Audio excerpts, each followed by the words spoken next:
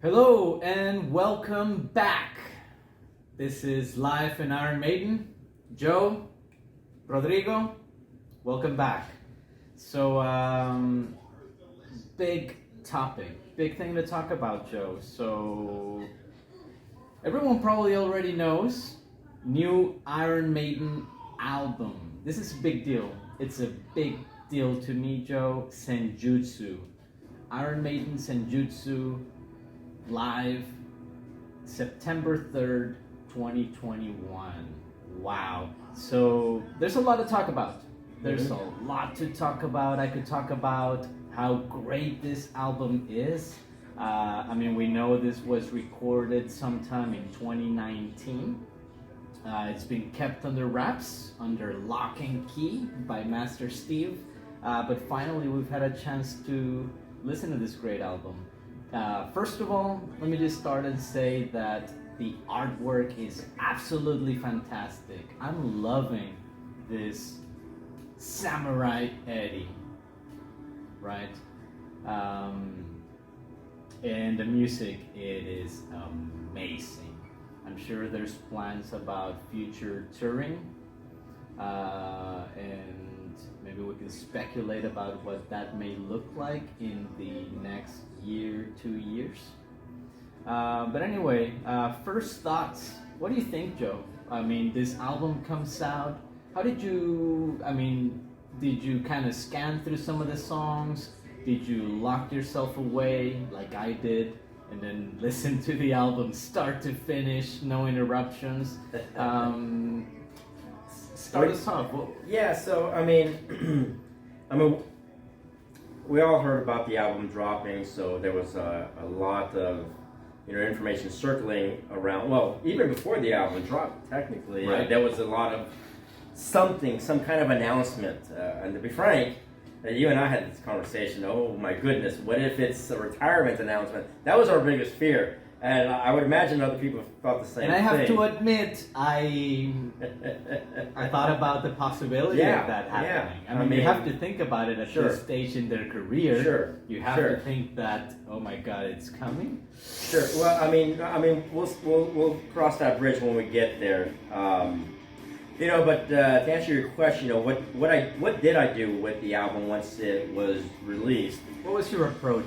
Well, my approach was with any Maiden album, or any album for that matter, what I don't like just kind of skipping around, kind of skimming. What I'd like to do is I'd like to listen to it as it was produced.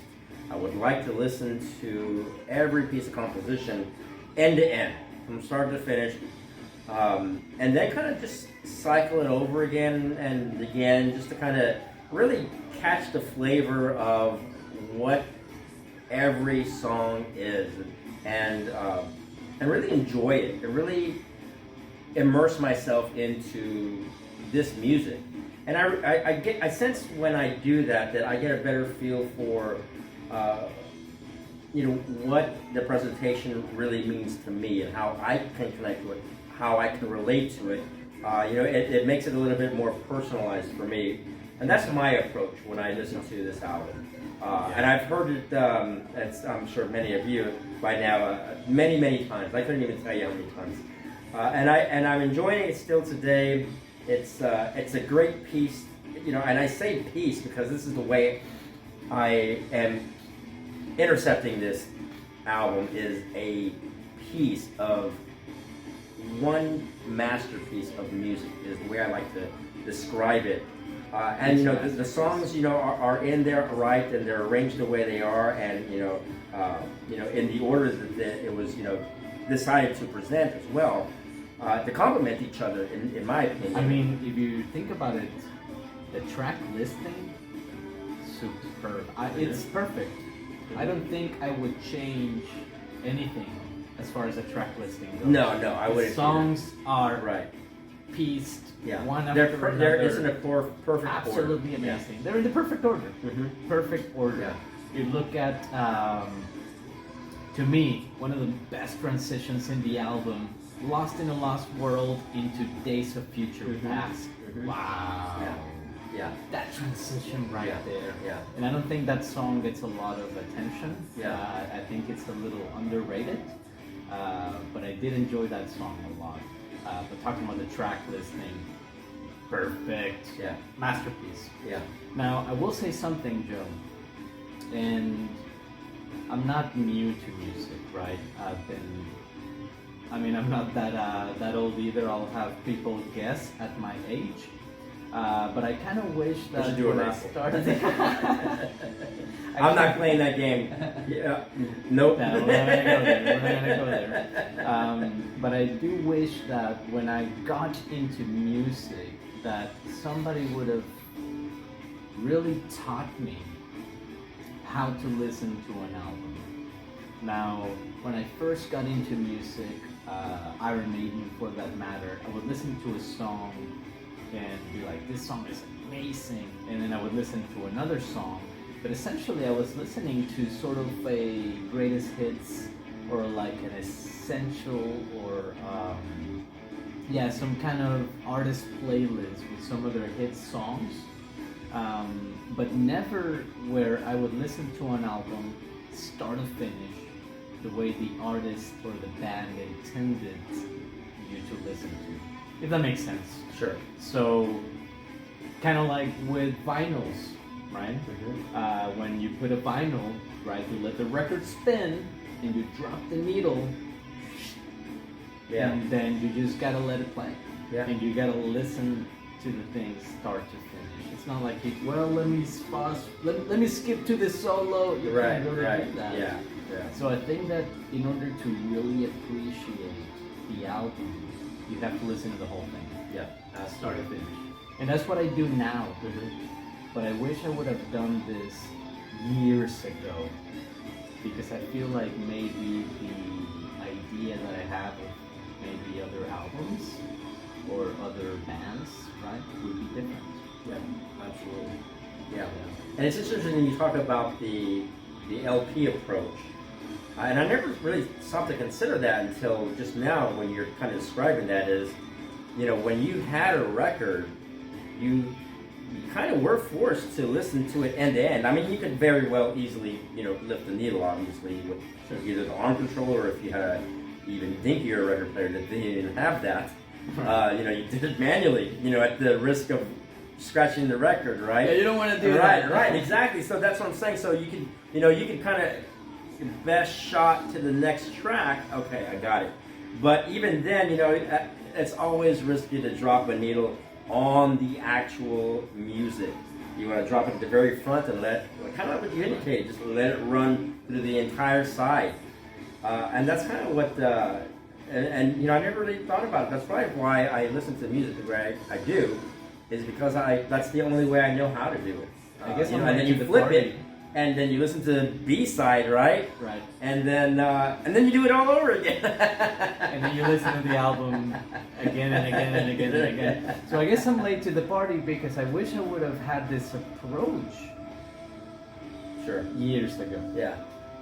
I guess better late than never. Well, that would be an interesting question to ask someone of today's age. How do you listen to music? I think there'd be some different approaches and different, responses to that question. That would probably be very interesting. Yeah, and that kind of, I know this is off topic and we'll center back in Senjutsu, but I like to play a lot of music. And I think that at some point I'll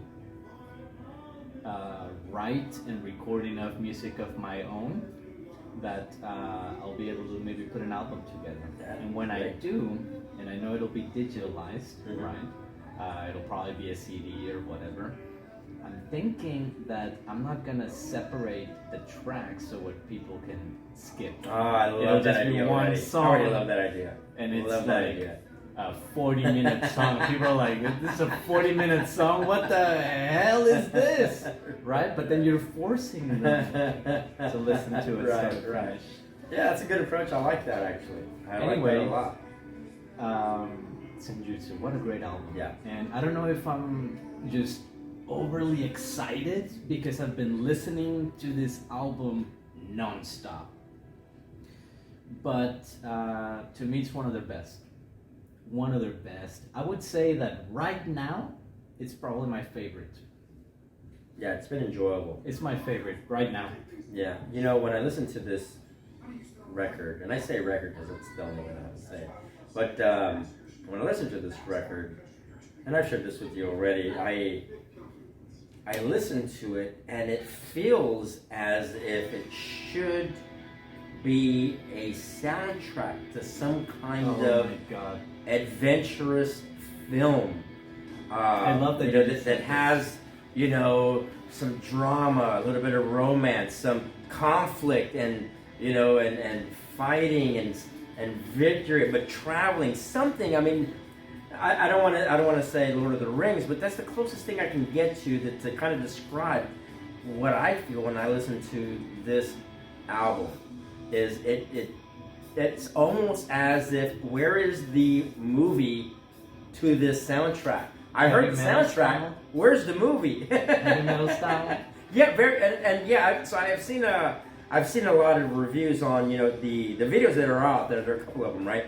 And a lot of similarities to the old heavy metal film from the '80s. And that, which is a fantastic film. Maybe this is, we'll say, maybe a pilot for them. Maybe this is a proof of concept, so that maybe down the road, maybe their next album will incorporate a full-length feature film that supports the music, or vice versa, however way you want to. Now, could they take this album, Senjutsu, and even though it has already been released, just picture this. How lovely would it be if we get a news tomorrow morning and they're like, one night only, Iron Maiden, Senjutsu, the animated movie in theaters. Check with your local theaters. Right. Coming out Christmas Day. Right. That would be fantastic. Here's what I suspect what's going to happen. We're going to see a lot of fan-based movies come out. I think a lot of people, a lot of artists, a lot of talented artists out there that I would imagine are going to put something together to support the music, right? That I can see happening easily. I think at this point, if there was something out there already, we would have seen it. They would have already dropped it. But again, I feel like this is dipping their toes in to see, hey, what do our fans think? And even better, does this attract a new fan base? I mean, the fact that it's playing on Adult Swim, that probably captures a different audience as well. On top of that, Absolutely. So there's a lot of exposure with this release, and I feel like there's going to be a lot of homework on their end. A lot of market research and I hate to throw business in that, but that is important. What do we do with this information? How can we improve on that? Is what I would imagine they're going to go back to. Sure. Now, even if they did not make money out of it, I could see maybe Steve or somebody else being like, let's do this, we're doing this. Sure. Even without thinking about the money factor of it. I don't know. Or maybe that's too much to ask? Well, no, I don't think so.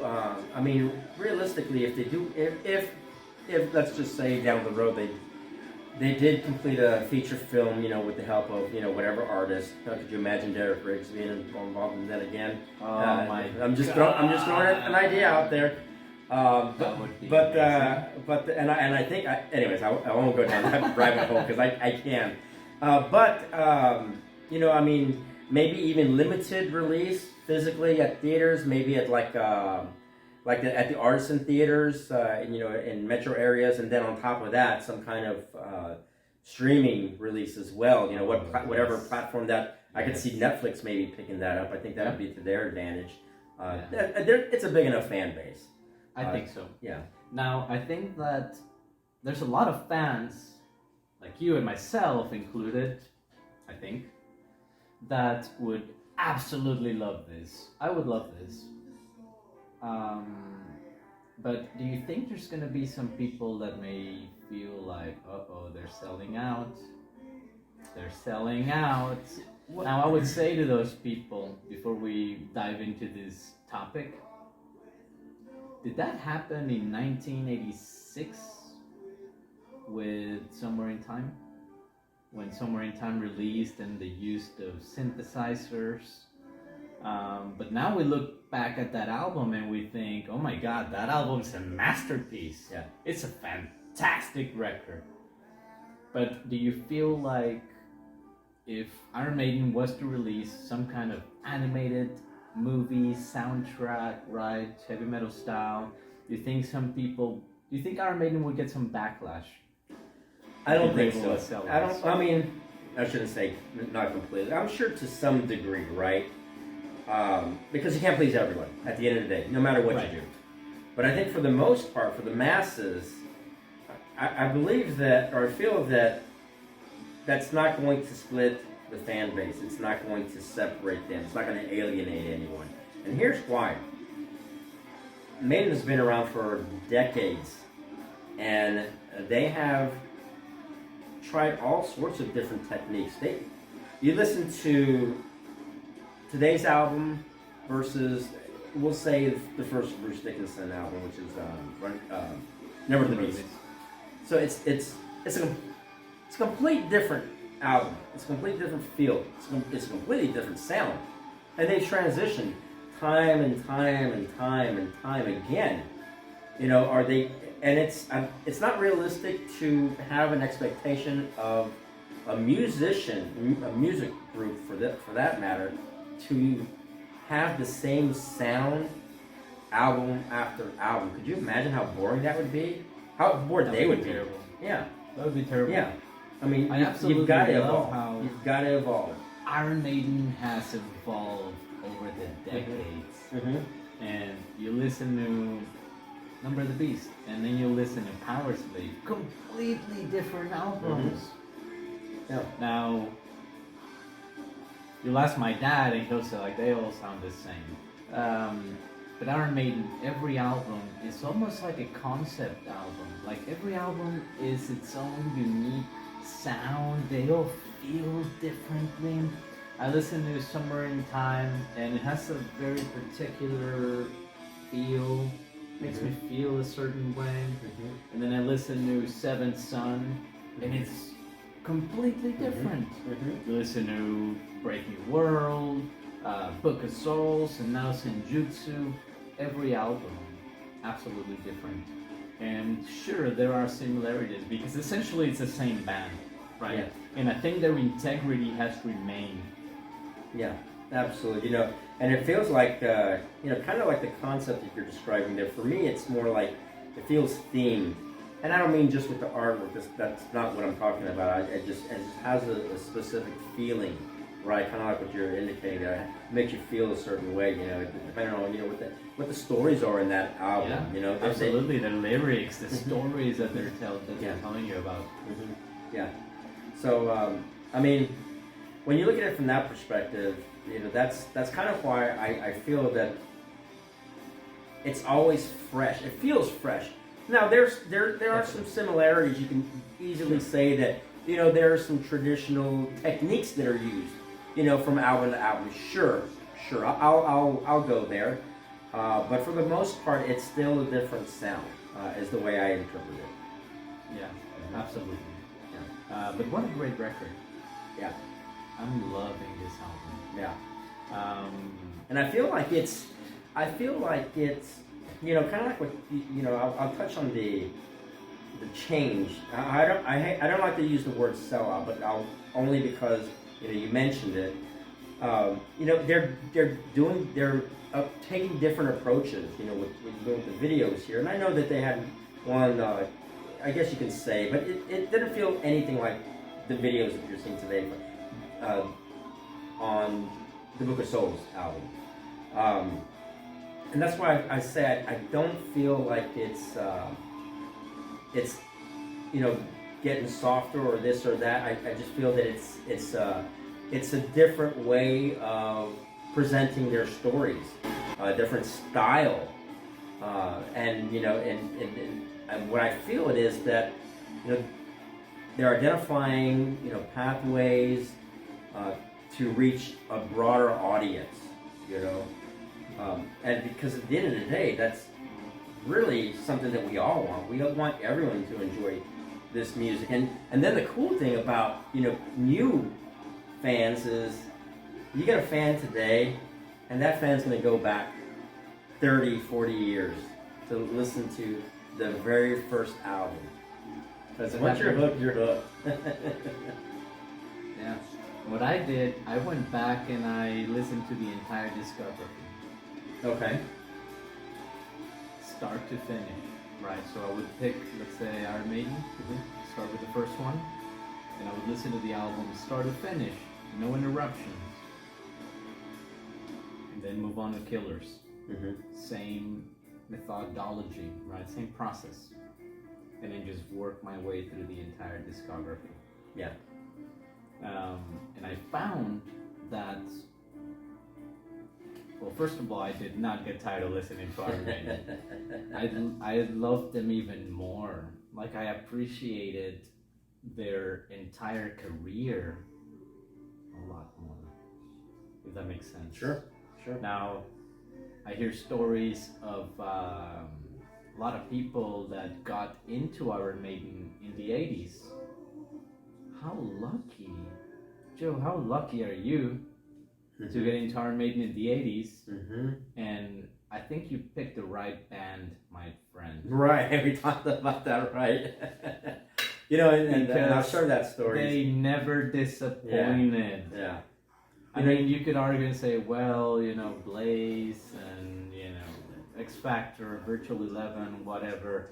But at the end of the day, when you look at their entire career, they have not disappointed their fans. One thing I love about this band is that they put their fans first.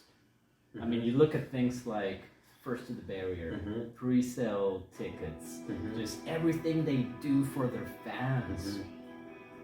They come out, they take pictures with their fans, they sign. To be famous, they're very reachable. And that's surprising. Still today. Very reachable people. And I love how much they actually love their fans. Yeah. Because you hear stories about other artists or bands that they won't even talk to their fans. Yeah. It's here Iron Maiden is, as big as they are. Yeah. They'll take a picture with you. They'll chat with you. They'll drink a beer with you. How great is that? Yeah. And I'll touch on the. You picked the right band. I was thinking about that, a couple of weeks ago or so when I talked to you about that. How lucky are we? And the reason why I say, we picked the right band is not to say that one band is better than the other or anything like that. It's not a competition. Hello, Iron Maiden is the best. Right. So what I meant by that is you have bands come and go, and sometimes they're just amazing and fantastic, but then sometimes things just didn't work out within that organization, and the band ended, and then you're kind of left with, well, damn, that was my favorite band, and now I gotta find something. Not that you don't have to, but now I'm gonna find a different band that I can follow, etc. That will be labeled as your favorite. And back then, I knew Iron Maiden was my favorite, and still today, after decades, it is still my favorite band, and that's what I meant by how lucky are we that we chose Iron Maiden, and to your point, they haven't let us down because they are still here today, and you can decipher, well, it's not the original or lineup or whatnot. I get that, and I'm not going to try to split hairs here. But holistically, the band is still here, the sound is still here, and the fans are still here. And that's what I meant by we picked the right band. I mean, look at this, Joe. Yeah, yeah. This. What a catalog. What an incredible catalog. Wow. Absolutely amazing. Mm-hmm. Amazing. Yeah. And then you think, what's the driving force behind this incredible catalog of music? Life. And history. And a lot of history. That is true. That is true. And ideas, ideology as well for tomorrow. Yeah. It's all layered in there. It's all layered in. That's what's so cool about what they write and how they tell a story. The lyrics. Mm-hmm. Oh my God, Yeah. Joe, the lyrics on these songs, Mhm. amazing. Yeah. And I feel like some of the lyrics on Senjutsu, even though this album was recorded in 2019, Yeah, that's just some of the lyrics The on fact that this Senjutsu was album recorded are relevant. technically years ago, and wow. I mean, I would imagine some industry insiders knew, but for the masses, wow, what Wow. a treat. Oh yeah, big time, big time. And the lyrics, very poetic. Mm-hmm. I'm sure Bruce Dickinson, Steve Harris, just the work they're doing is just absolutely amazing. Mm-hmm. And let me go over here real quick, Joe, since we're kind of scanning the web a little bit. I ran into Okay. this article,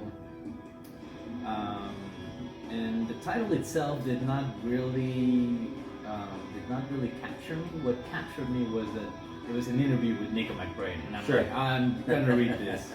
But it's titled "Nico McBrain Explains Why Iron Maiden Needs Such Long Songs." Sure. And we don't have to read the entire thing. I did read it. It basically says that when they were in the studio, and I think this is actually kind of funny because it's absolutely true.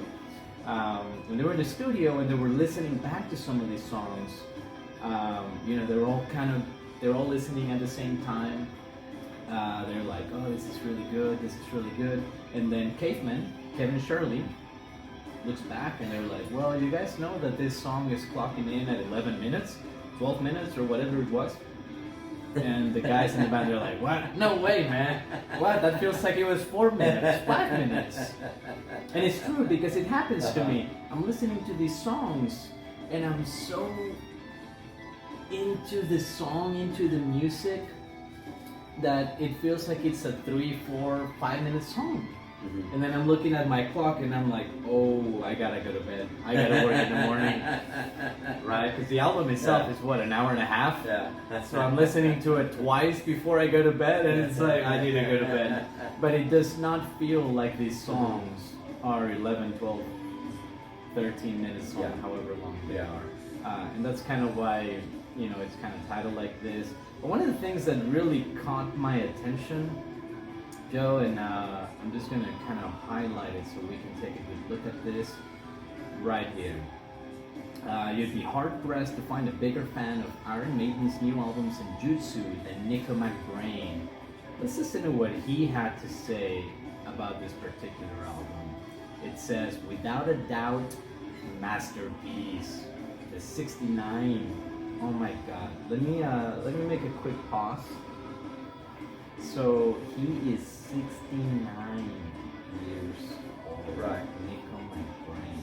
And I'm gonna tell you right now, Joe, the drumming on this album is out of this world. Out of this world. Mm-hmm. I don't know any 69-year-old drummer that can do what's on this album. Yeah. Yeah. Which is why when there was a big reveal coming, part of me was like, no, please don't go away. Please stay with us a lot longer. But absolutely amazing that where they are in their career and they can still deliver the music that they are delivering today. Yeah. Oh my, wow. Mm-hmm. Joe, wow. Yeah. I'm speechless. I don't know what else to say. Yeah, I mean, at his age, I mean, he's conditioned, Drumming? and it's a grueling task I mean, anyone that plays any kind of music or is familiar with any kind of instrument playing, you know that drumming is a grueling task. Now, I'll add that Bruce Dickinson is 63. Mm-hmm. Yeah. 63. Yeah. The vocals on this album sound amazing. Mm-hmm. I believe the three amigos, the three guitar players, are 64. If I remember correctly, Steve, somebody's gonna correct me out there, I think Steve is 65. Yeah, they're up there. They're up there. You know, it's very reminiscent of when I used to think about, man, the Stones are still pounding it out. You know, rest in peace, Charlie. But I remember thinking for so long, man, are they ever going to stop? You know, and I'm starting to sense that I get it. I get it. They're so passionate about what they're doing, and they enjoy what they're doing. And you can see that. I mean, if you've ever been to a show, which I'm sure most of you have been, you can see it. You can see it in their stage presence that they are having a great time and they want to be there. And they're so professional. For those of you who do. have not been, I encourage you to go see it live. It's one thing to see it on TV or however way you see it, or some kind of media, right, on a laptop or phone. See it live. If you haven't yet, see them live. It is such a treat. And for me, on the rail, every single well, time. Right. Front row. Right. Front row. Well, that's Rodrigo and I's style, right? We're always front row. I haven't seen Maiden ever not front row, so it's a ton of fun, and I'm sure a handful of you out there have seen them front row. So amazing. That's a task within itself. Joe, have you been shot by Steve Harris and his bass? Oh, right. I've been shot multiple times and I keep going back. Shoot me, Steve. Yeah. But if you haven't, you absolutely have to. There's nothing like it. I just know that for the next tour, let me just add real quick before we keep diving into this quick article, that Joe, I want to see 6-7 shows at least next tour. So we talked about multiple shows. I've never seen multiple shows. I know a lot of you shows. Follow from city to city or even across the pond and whatnot. But yeah, seeing multiple shows is something I've never done. I'm interested in doing it, so I think it'll be a lot of fun. Because I don't know how many more tours we'll get to. Right. Yeah, that's another thing too. So. But anyways, I do want to finish this. Listen to what Nico said. The 69-year-old drummer enthuses to UCR about his band's 17th album, the title of which translates loosely to Tactics and Strategy, Senjutsu.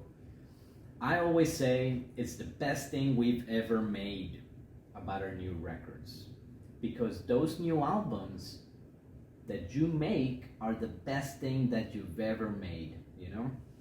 If it's not, then you're not going to release it, are you? But this to me is definitely, I think, the best album we've ever made. And I know that's a stretch when you consider things like Seventh Son and my first album, Peace of Mind, Number of the Beast. Let me throw in there Power Slave. But anyway, that's my personal opinion. I think Senjutsu is a masterpiece and our best work yet. What do you have to say to that, Joe? So, kind of like what I was alluding to earlier, when you listen to Senjutsu, it's their most recent masterpiece, and it's a phenomenal album.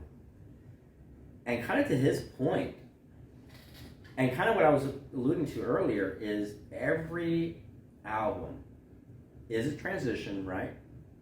They evolve, they take some new innovative technique or sound or whatever. They build upon that, right? But at the same time,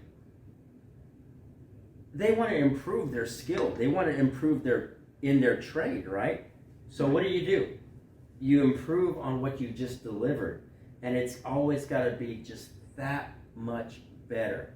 Yeah. That much more diverse or complex or whatever it is you're trying to achieve, Right. or maybe it's just a simple mere lyrics, whatever it may be.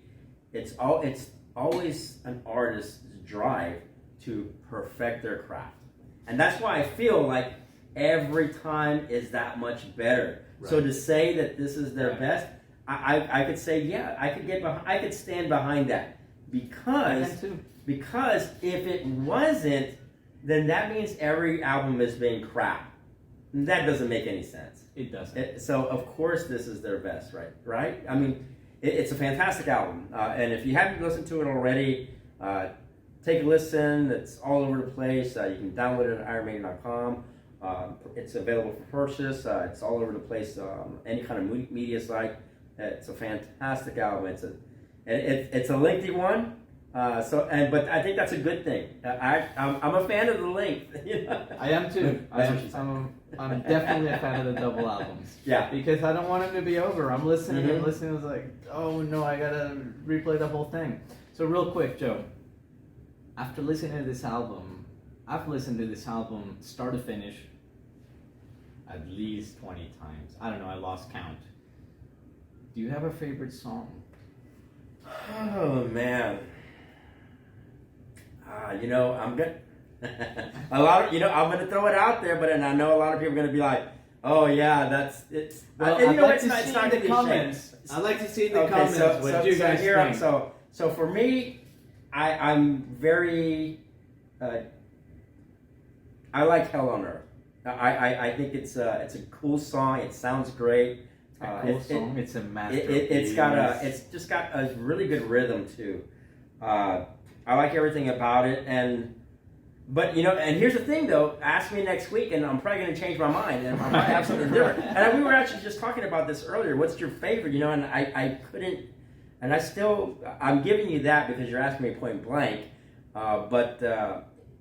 It really for me it depends on how I feel at that very moment. Right. But it's a new album also, right? So I'm still in the absorption period right now where I'm still listening to it. I'm still enjoying it. I'm still walking away almost on a daily basis. Hey, you know what? I think I like this. No, I think I like Parchment.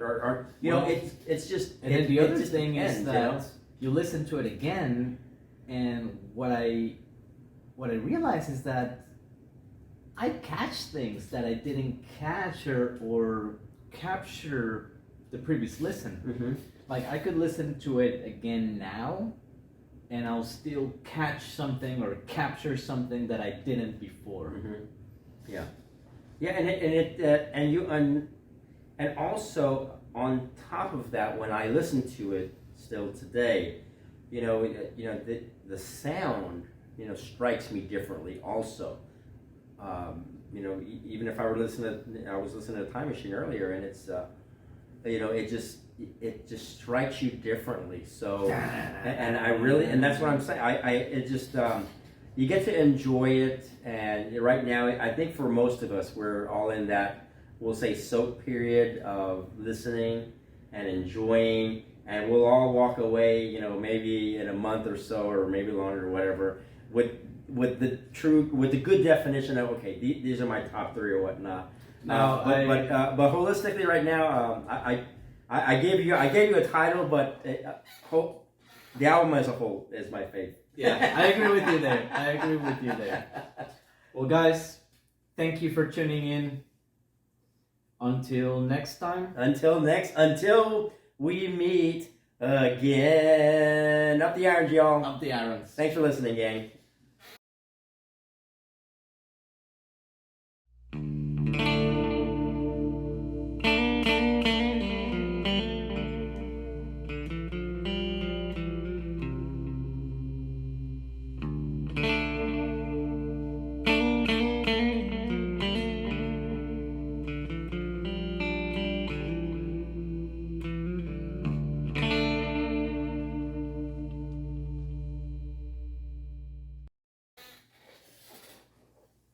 That was a good one.